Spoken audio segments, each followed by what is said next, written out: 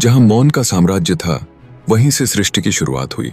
त्रिमूर्ति ने अपने अनंत ऊर्जा से वॉइड में जीवन का संचार किया।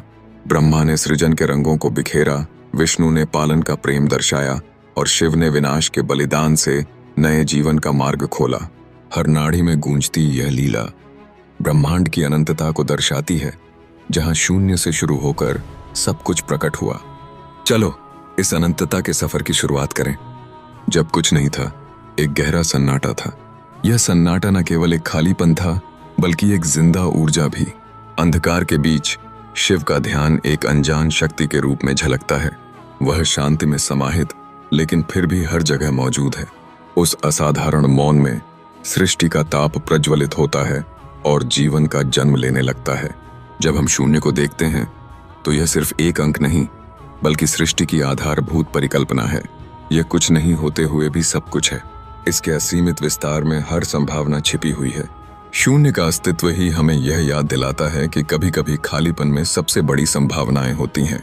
यही शून्य हमें हर चीज की एक नई शुरुआत का अवसर देता है। उस गहरे मौन में एक अद्भुत शांति छिपी है। न चाहत न आवश्यकताएं, केवल एक ठंडी चुप्पी, जैसे शब्दों का अर्थ खो गया हो और हर विचार में एक ठहराव हो। वह शायद स्वयं से ही बातें कर रहा हो या फिर मन की गहराइयों में डूबा हुआ हो। इस मौन में अनकही बातें और गहन भावनाएं छिपी हैं, जो केवल ध्यान और साधना से ही समझी जा सकती हैं। फिर उस मौन में एक हल्की सी थरथराहट हुई, जैसे किसी ने बहुत अंदर से सांस ली हो। ऐसा लगा समय ने खुद को रोक लिया है। वो एहसास एक खामोशी में गहराई से उतर गया। दिल की धड़कनों की आवाज सुनाई देने लगी और मन के विचार भटकने लगे। उस पल ने एक नई कहानी का आगाज किया, जो भीतर से बाहर की दुनिया तक फैली। ब्रह्मा, विष्णु और महेश, ये तीन शक्तियां मिलकर त्रिमूर्ति बनाती हैं। ब्रह्मा सृष्टि के निर्माता हैं, जो नई जीवन की शुरुआत करते हैं। विष्णु पालन करते हैं, संसार के संतुलन को बनाए रखते हुए संकट के समय अवतार लेते हैं। महेश, शिव संहारक हैं, जो अंत और परिवर्तन का प्रतीक हैं। ये तीनों मिलकर सृष्टि के चक्र को संचालित करते हैं, जिससे जीवन की धाराएं प्रवाहित होती हैं। आयोम की गूंज से ऊर्जा तरंगें फटी, जैसे ही उन्होंने समय, स्थान और पदार्थ का निर्माण किया। यह अद्भुत संयोग एक नई सृष्टि के गर्भ में छिपा था। ये तरंगें न केवल आकाश में फैलीं, बल्कि उन्होंने धरती को भी अपने स्नेह में लपेट लिया। सृष्टि का यह चक्र जीवन के प्रारंभ में असीमित संभावनाओं का द्वार खोलने वाला था। अब सारी धुंध में असंख्य तारे और आकाश गंगाएं बुनती जा रही थीं। रंग बिरंगी गैसें और धूल का नृत्य होते हुए एक नया संसार आकार ले रहा था। समय के साथ ये तारे अपनी चमक बिखेरते रहे। एक समरसता से वे एक दूसरे के साथ मिलकर नए जीवन के सृजन में लग गए। वे चमकीले बिंदु अब सृष्टि के रहस्य खोलने लगे थे। विष्णु ने फोल्डेड हैंड्स में शिव से पूछा, हे शिव, आपने ये सब क्यों रचा?